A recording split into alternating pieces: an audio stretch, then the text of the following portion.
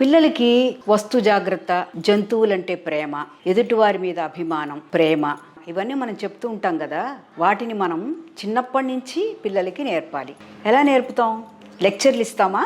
లేదు, కథ చెప్పచ్చు. ఆ కథల్లో ఉన్న పాత్రల ద్వారా ప్రేమని ఎలా చూపించాలి, ఎలా మాట్లాడాలి ప్రేమగా, ఇలాంటి విషయాల్ని వాళ్ళ మనస్సులో ఎక్కడానికి, అర్థం చేసుకోవడానికి మనం కథల ద్వారా వాళ్ళకి చెప్పాలి. ఆ క్యారెక్టర్ గురించి చక్కగా ఎక్స్ప్లెయిన్ చేయాలి. ఇది ఒక మెథడ్.